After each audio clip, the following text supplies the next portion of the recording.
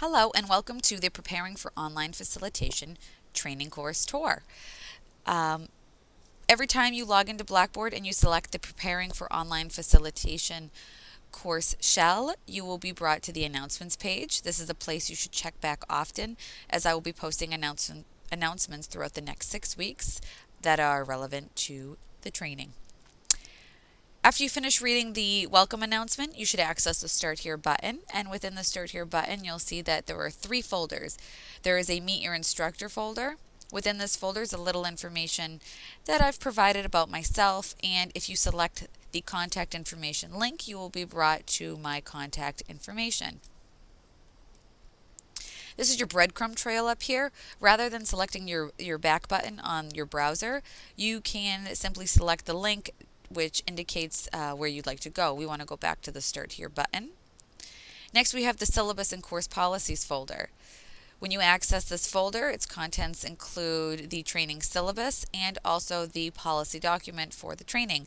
It's really important that you go over both of these prior to May 28th. Although this training is completely asynchronous, I would encourage that you access the training syllabus and the policy document, as it includes really important information for the next 6 weeks. And please acknowledge that you are participating in the training and you have read and agreed to the training syllabus by posting your introductory thread on the designated discussion board. I will go over that in just a moment. Also within the Start Here button is a folder called Links You'll Need. This is a folder that I'd like to see each online course include, as it is populated with a number of resources that will promote online learner success. Once you're through with the Start Here button and you've accessed the materials, please access the Course Materials button. When you log into Blackboard, you'll always want to read an announcement and then log in and check out the course materials. I have organized this training shell in a weekly folder structure. This is simply a suggested pace. This training is completely asynchronous. You can access materials as often throughout the 6 weeks as you like. All I require is that you complete and access all of the training materials as indicated on your individual faculty training plan.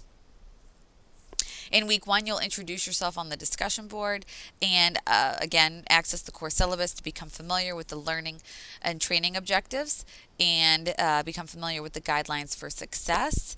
And please do, again, post your introduction to the discussion board to acknowledge that you've accessed these materials. From there on out, what you'll do is, for example, in week 2, you'll see that each module is listed. So week 2 does include 6 modules. These are likely the most time-consuming modules of the whole training. You earn 1 credit hour for each module you complete, and that is based on an average of a total of how long the training should take you. So the training should take you about 20 to 25 hours. I'm awarding 1 credit hour for each completed module. But again, there are some modules that might take you 15 minutes and there are some modules that might take you the full hour. In week 2, these first 7 modules plan to set aside at least 5 to 7 hours. This depends on your technical savviness and your your experience with Blackboard. So back to what you should do each time you log in. Read an announcement, access the course materials button, access the week folder that contains the modules that you would like to complete for that time that you're logged in. Each module is broken down into its own folder, and within each folder you will find training materials and training activity instructions. In some folders I've also offered some supplementary material. When you access the modules folder, please select training activity instructions and read the instructions. You can also download and print these instructions. In the event that you are, in order to complete the training, the module, you have to contribute to a journal, a discussion board, or upload a file to an assignment, I've included that tool, that participation tool, within the training activities instructions folder. So for example, Module 1 requires that you complete a journal entry. If you select Module 1 eDesign, you will be brought to the journal page. In order to create your journal entry, select Create Journal Entry. Type in the title of your journal and the journal entry below. You can also attach a file. So if you prefer to type up your journal entry in a word processing software application that you have, go right ahead and just attach the file. Once you're ready for me to read your journal entry, please select Post Entry. If you select Save Entry as Draft, it will be saved in your Blackboard account, but I won't actually get it. So you'll need to select Post Entry. Back to the Course Materials button, and let's go back into Week 2's Module 1, E-Design. So first you will access the training activity instructions for each module, and then you will access the training materials. And these materials might be just an item with a file that I've attached for you to access and review. They may be an archived Wimba classroom. You may be directed to select a link and go to a website that contains an article or some research that you're required to read for that module's training requirements. And as I mentioned a second ago, you sometimes will be able to find supplementary materials within the supplementary materials folder.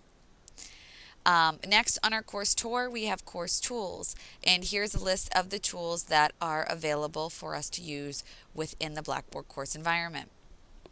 You'll be accessing announcements. You could go over the Blackboard help. We will participate on discussion boards, and you can actually send an email from Blackboard. You can't receive emails in Blackboard, but you can send them. Our next stop is the discussion board, and this is where a lot of participation and communication and collaboration will take place. In the questions, comments, and voices forum, you can go ahead and ask me anything or post any comments you may have, and this form does allow anonymous posting. Please create your first discussion board thread in the Allow Me to Introduce Myself forum. You would select the Allow Me to Introduce Myself link, select Create Thread.